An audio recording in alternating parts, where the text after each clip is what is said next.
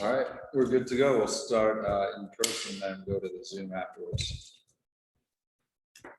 So, I mean, this is point of emphasis, I guess, of the last week, because the fact, LA. I mean, as for practice, just cleaning up things, obviously getting that rest. I think this was everybody's like first 15-day like road trip, like ever in my career. I've never been on the road for 15 days. So after like day 11, I was like, all right, let's wrap it on up. But I think we've just really emphasized the importance of rest and just going back and watching things offensively that we left on the table, and then defensively, obviously cleaning up and tightening up where we need to. And as for the games, we got Connecticut tomorrow. You know, we've done a pretty good job of not looking ahead and going, oh, we have 4 more games. Oh, we have 2 more in Staples. It's like, we have a game against Connecticut, 7:30 tomorrow. And like, that's it. Speaking of Connecticut, you just played them twice. Yes. Last week. What is it that you want to clean up on those 2 games? Just really making sure those turnovers that we might have had in tight possessions, or those, what do you call them? Like little tweaks in their offense that they saw from our defense, like going back and counterbalancing that. So we've been doing a really good job of just working on what was there and working on what we didn't see, and like really, really making sure it becomes second nature. I think you're trying not to think big picture at all, but just looking at Connecticut, can help it see them and Jonquil and the season that she's having, like, is she the best player that's gone up against this year? Or? I mean, everybody in this league is in this league for a reason. Like, they all good. So, I mean, yeah, some players are better than other players, but everybody in this league got something, or they wouldn't be in here, you know? So we kind of look at it like that. But JJ is freaking nature, man. Freaking nature. I love her. What did you learn about this team on this road trip? Your team. We're tough. Like, even with the losses that we had, if you just strip away that we lost, there were so many wins in those losses that we had, and to look at each other every day and be like, all right, we're still gonna ride together. We're still gonna roll with this, win, lose, draw. Obviously, our goal is to always win, but in 1 or 2 games, we looked at each other like, all right, this is where we really figure out who we are as an individual and then as a collective group. And I'm proud of us, you know, whether we had those losses on the schedule. I'm proud that we fought through it, because some teams would have probably given up after the second loss in a row, because it's hard to win, you know, on the road. But we stuck it out, and we felt like we were going into every game to win. Like, there was never all right, y'all, this is the last one, let's just get it over with. Like, no, we literally came in there to win. We prepared to win every game on that road trip. Obviously, you would like KT out there. But has this team gotten to a point where it's become numb to injuries, so to speak?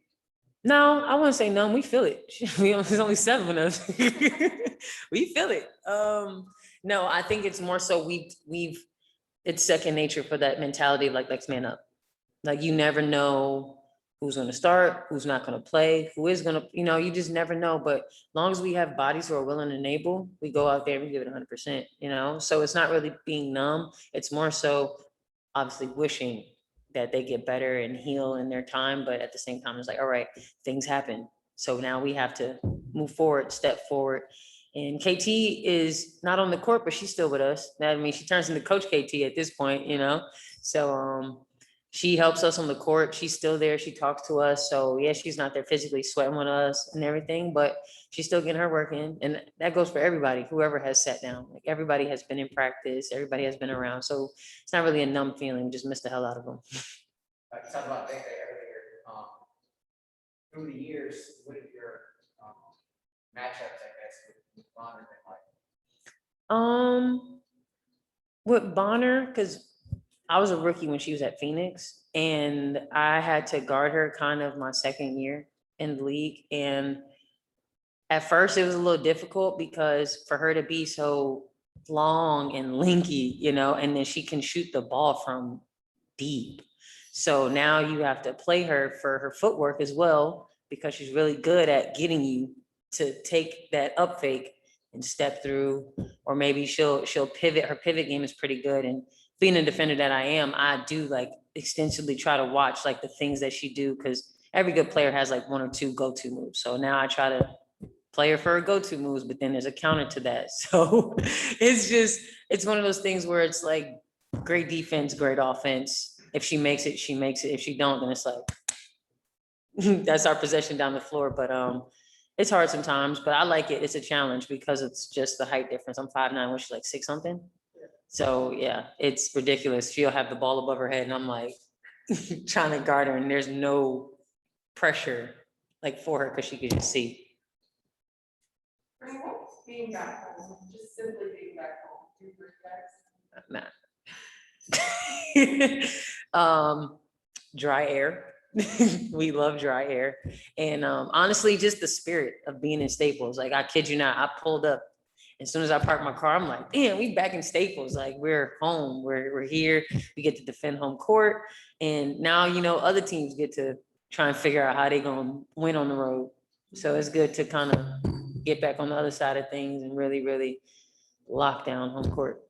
Kind of just a side question, from your experience in this league and competing at a high level and knowing what it takes to be successful, how would you kind of quantify NECA being maybe talking about? She better. Yeah. She better. I truly believe, and I've only been in this league for half the time she's been in, but watching her even from college, you just see how she carries herself, you know, and how she speaks, how she talks, you know, even when you're just having a regular conversation where we could talk about food all the time and it's still like a great conversation about food. But she does her homework. She does her job. You can tell that she takes pride in what she do and who she is. And it's not in like, it's in a very humble way. Like, it's very like quiet. If you're around her, she sees you, she speaks to you. Like, it's just NECA. I can't explain it. Like, it's our president.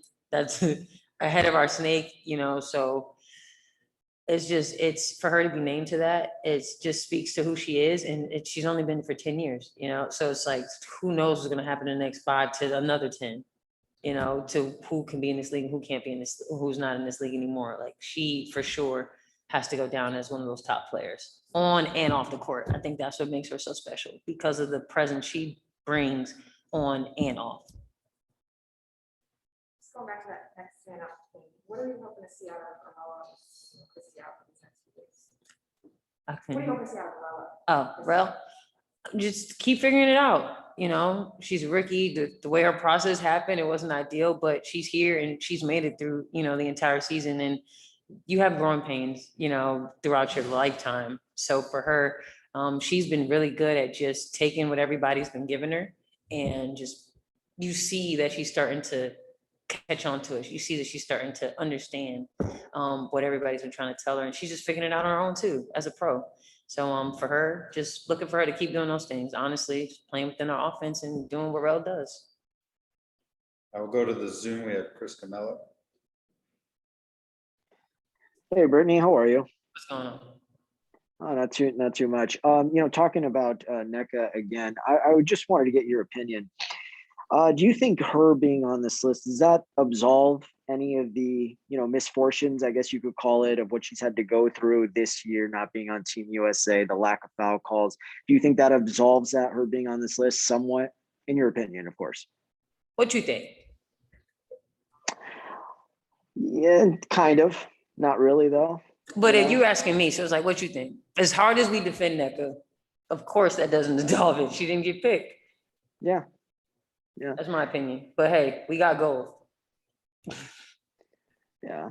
I mean, I suppose, yeah. I mean, it's like, you don't get these things over here, but it's like, it's on here. So it's like, you can't really have a makeup, but at the same point in time, that's a very prestigious list to be on. So I just wanted to get your take on that.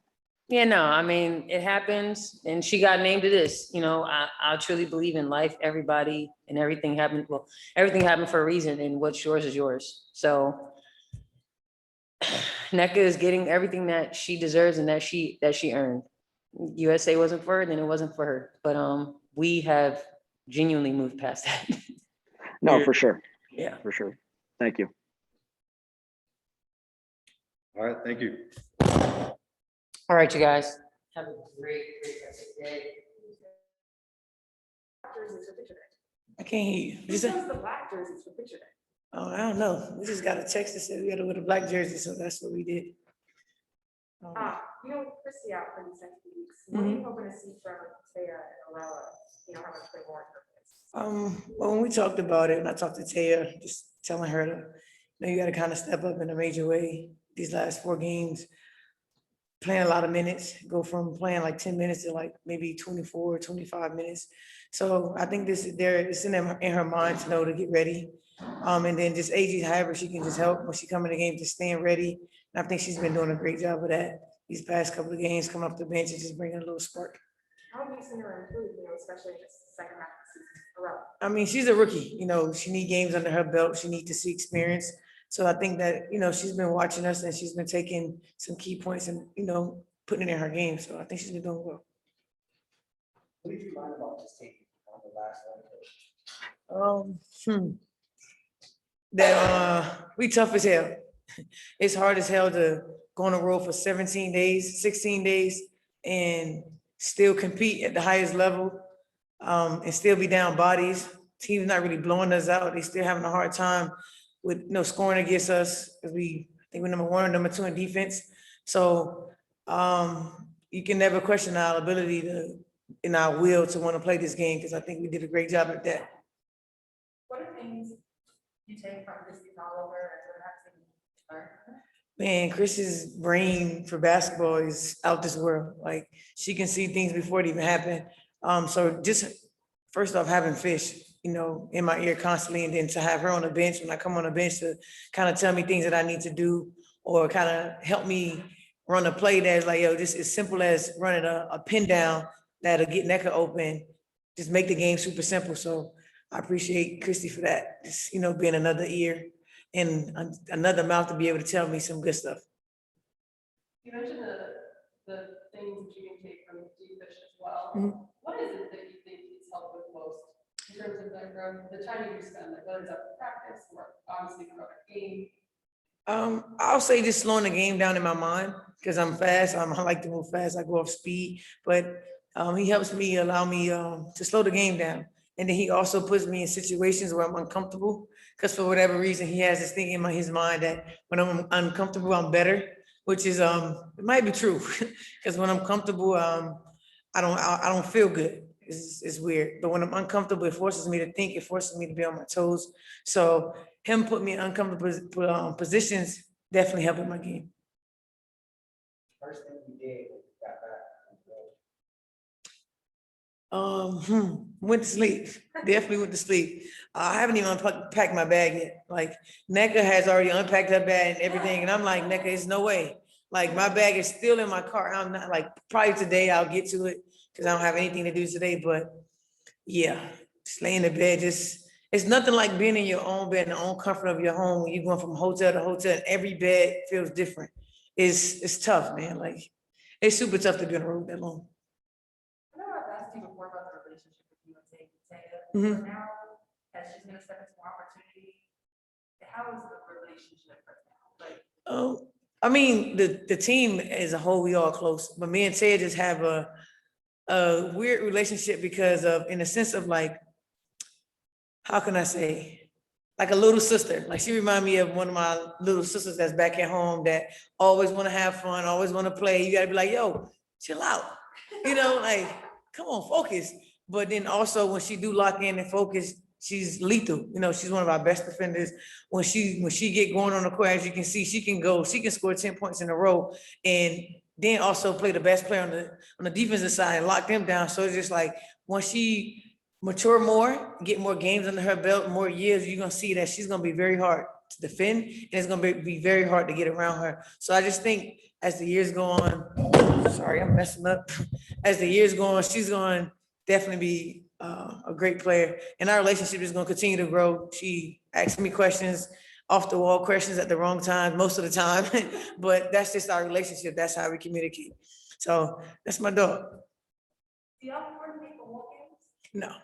It's so now in the beginning of the season, we used to walk in together. Now that NECA is back, so the court times change. So the vets are later and the younger players are earlier. I'm not coming 3 hours before a game to walk in with tape. But before, Nneka got hurt and everything was out, our time was the same time, so it just kind of worked out. We'll go to the Zoom. Miriam Swanson, LA Daily News. Hey, Erica. Real quick, Brittany said that was the longest road trip of her career. Is it the same for you? No, well, it's kind of the same. Indiana, we had a 15-day road trip, but in the beginning of the season, that's the difference.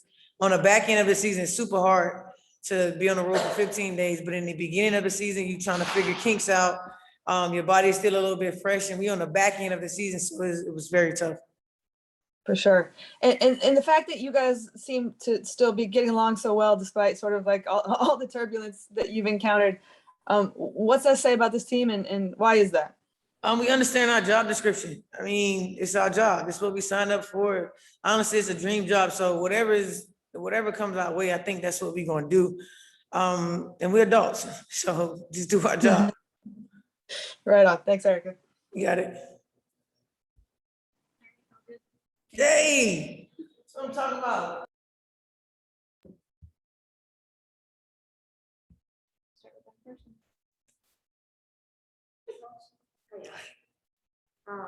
What are you hoping to see out of Corella with Christie out early next year? Yeah, just like, I think for young players, the first part of like, I think being successful at the pro level is, bless you, is, finding a way, like what's going to work for you to like leave all of yourself out there every time you get on the court, and I think early in your career, you're thinking about so much and you're trying to figure so many things out, and all the personnel is new and game plans are new, and you never played against these players before, or maybe you've played against them a couple of times or whatever. And so there's a lot of thinking happening and not playing. And so I think for Arella, she's better when she just plays, and doesn't think as much. And she's a really talented player. Has a really high skill set offensively, does a lot of good things defensively. So I think the more we can help her to kind of, and that's all players, like kind of get out of their own way and just trust their instincts and go play basketball, things usually work out better. So far, do you feel like she's been more comfortable on the ball or off the ball? Offensively, Yeah. when she has the ball in her hand, she's more comfortable. She has a great shot from the perimeter, but I think she's still learning to not really trust it. I think she knows it'll go in when she shoots it, but instinctively, she's accustomed to creating plays and making things happen with the basketball in her hands. So that's kind of what she ends up relying on at times. And but she has a great shot, and we're just trying to continue to encourage her to let it fly when she catches it. And she's had some good games against good teams, and I think people are starting to recognize that she can be and will probably be really good. And so once people kind of get a feel for your game, then you can't keep doing the same thing. So but she's got a long road ahead, and again, the most important thing I think for her is to just have some fun when you're out there, not think about it so much. It's the same game you've been playing, just different players out there, and you have to kind of make those adjustments in real time. Coach, we've been talking a lot about the road trip. They also provide positive moments and small ones where we can really bond. Did you point to any like good bonding moments, dinner, something special by the coordinator on that whole road trip? Yeah, I mean, I think our players, they do stuff that doesn't include us, so so I can't speak, to everything that goes on, but I know for sure there was they went to dinner in Connecticut as a team that we helped to coordinate, and then we also we had a couple bus rides on that road trip where we bused from New York City down to DC after the New York game to kind of get ahead of the storms that were coming through. And so, I thought that, especially after winning the game in New York, I thought that was a good space that the team was in and had some time to really, kind of hang and have some fun and, music playing and players laughing and enjoying themselves. Like, I think those are special moments. And then we had a 3-hour bus ride ended up being about 2 hours from Mohegan Sun into Boston Logan before we flew out of Boston to head over to Indianapolis. A little quieter on that trip. It was early in the morning, but definitely some, I think some opportunities for, our team and our players to, kind of spend the time that here in a city like LA, you don't really get as much as you think. Even from my experience as a player, like when you live in LA as a home team, you have players that live in multiple spaces in LA. It takes an hour to get everywhere. So you don't really spend as much personal social time here as you do on the road. Later in the season for us, but I thought it was still positive. And I thought that was the reason why in some of those games, whether we were overmatched or whether on paper it didn't look like we were supposed to win the game, we still had quite a few chances to get wins. And I think some of that is because they knew it was just them, and and they tried to figure it out together, and we came up short a few times. A lot of the players talk about the toughness that they showed. How they were sort of, is either something like learned or something that they were proud of to exhibit. Did you sort of think that a lot as well? At times, yeah. I mean, I think there's a toughness mentally, and physically in being on the road late in your season when, every game has a level of significance and importance. You're missing, key players, which you've been missing all season essentially. And every night, to be honest, other than in Washington, we had a legitimate chance to win the game. And so I do think that says a lot about, the team's willingness to keep fighting together, which does take a level of mental toughness, and physically, to be, at 8 players, a majority of those games, and have to try to bring it, every night, every possession on both ends. That's not easy. That's what the best players in the world get paid to do. And we have some players that are still trying to find out if they're going to be one of the best players in the world one day. And so we'll get there in that regard. But I think the most important thing to recognize is that there is enough in the room right now. And so, there's no excuse to not figure it out. The opportunity is there. We just have to embrace it and take advantage of it. With that said, it may seem kind of simple, but where or what do you think the new spirit is coming off that trip right now? What was that? Yeah, I mean, I think, coming back home, it was, exhaustion, frustration, but still not, I think the 6 games going into the Olympic break, it almost kind of like prepared our team for going through this stretch now, where in those games we had chances to win often. I think our team recognizes the realities of who's in, who's out, how do we match up against these teams and still find ways to win. And even though we aren't winning the games, many of our players have spoken of like not ever feeling like we can't win, we don't have enough, we can't figure this out.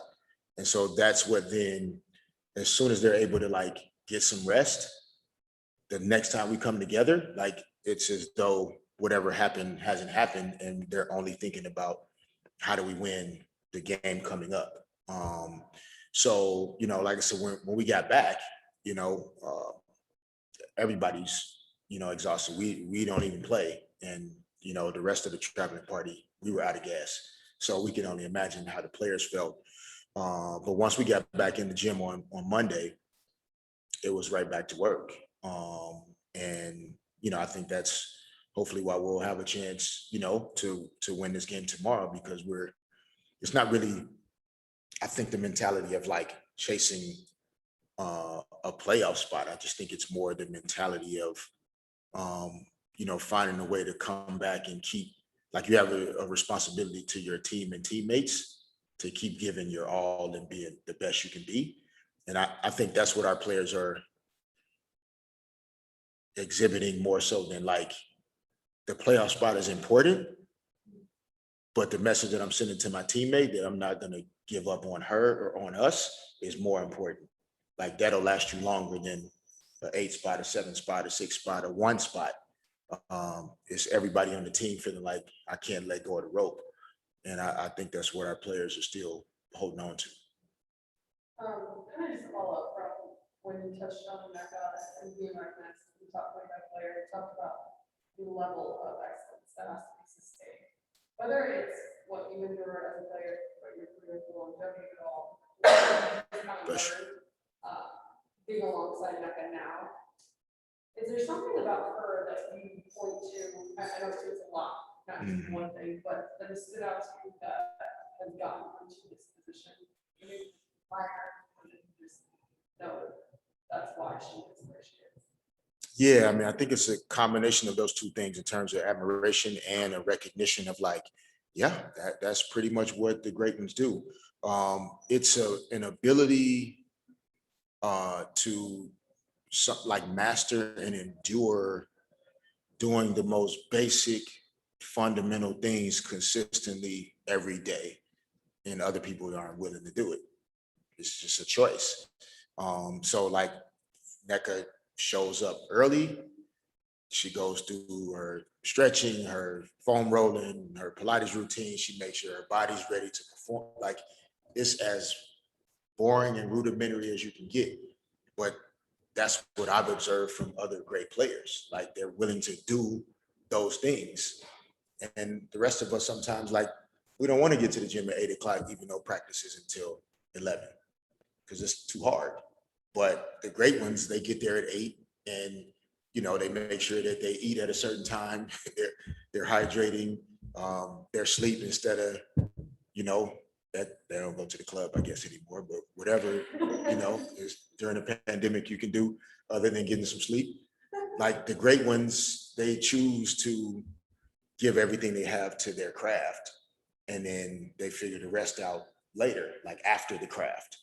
And so that's what I see in NECA and admire. Like, this is the most important thing to her while this is her job. Like, this is her profession. She takes it seriously. This is what she gets paid to do. Her teammates, the organization is relying on her, so she has to give back. And yeah, like, it's the rest of us mortals don't really, that's hard for us to do that. And so the great teammates that I was fortunate enough to play with, like, it was the same way.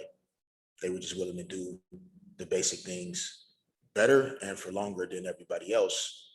And that's really what made them greater. It's not just because they're taller or faster or more athletic. They're just willing to do more than you. Okay. Thanks. Thank you.